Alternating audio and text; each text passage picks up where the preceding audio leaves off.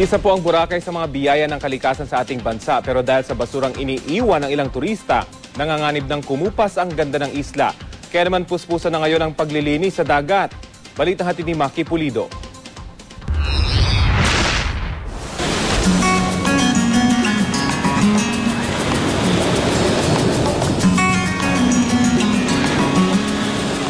Paraiso kung ituring ng ilan ng isla ng Boracay. Numero 1 destinasyon ng mga gustong mag-relax, pati na ng mga mahilig sa adventure. Sagana kasi rito sa pagpipili ang water sports activities. Mula sa ibabaw hanggang sa ilalim ng tubig. Kaya naman hindi na katakatakang pumangalawa ito sa listahan ng pinakamagagandang beach destination sa mundo ayon sa isang international travel website. Kung number 1, baka some of this day, pag naayos talaga natin yung ibang mga concern, baka mag number 1 tayo. So number 2, okay na yun, at the moment. Pero sa dami na rin ng mga dumadayo rito, hanggang ngayon, basura pa rin ang pangunahing problema na nagiging sanhi pa ng pagkadismaya ng ilang turista. The beach is a little bit dirty and a lot of seagrass is coming on the beach and with high tide. Kamakailan, mahigit 30 grupo ng divers sa isla ang nagsagawa ng malawakang underwater cleanup. Ang grupo ni Jan nakatokang sisiri ng Crocodile Island, 5 kilometro ang layo mula sa beachfront.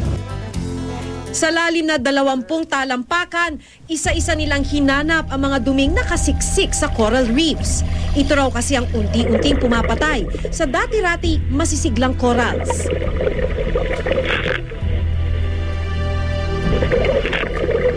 Maaari niyang ikamatay ng mga corals in a way na palimbawa, na-smother siya ng kahit ng kawayan. Pag natamaan siya, maaari siyang mamatay, especially ng mga plastics, nets.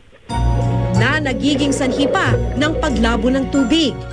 Wala pang isang oras, napuno na ang mga bit-bit na lalagyan ng divers.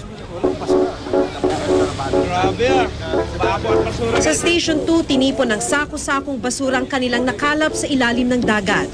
Gamit ito ng mga barko o yate, no? Pinaka-fender ito eh. Yung para pag ano, yung depensa ba para hindi masira yung barko o kaya yate o kaya bangka. Minsan yung mga bangka, nagtatapon na lang ng, o kaya hindi naman sinasadya, nahulog, so naiiwan na lang dyan. So yun ang ginagawa namin every year. Aabot daw ng halos 200 kilo ang mga nakuhang bote, plastic, lata at mga goma na dadalhin na sa Material Recovery Facility ng isla. Yung bago ngayon, magkakaroon tayo ng landfill doon sa mainland. So far, okay naman kami dito dahil yung MRF naman natin very organized. Kasabay naman ang malawakang clean-up ang mas mahigpit na pagpapatupad ng ilang panuntunan. Gaya na lang ng pagbabawal ng paninigarilyo sa tabing dagat. Kaya ang mamang ito hindi nakalusot sa mga pumapatrolyang grupo. Magmumulta ng mula 500 hanggang 1,000 pesos ang sinumang mahuhuli.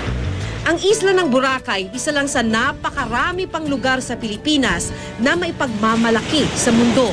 Bibihira lang ang mga tulad nating nabiyayaan ng ganitong likas na yaman. Kaya obligasyon nating alagaan ito, hindi lamang para sa atin kundi para sa lahat ng tao. Maki Pulido, GMA News.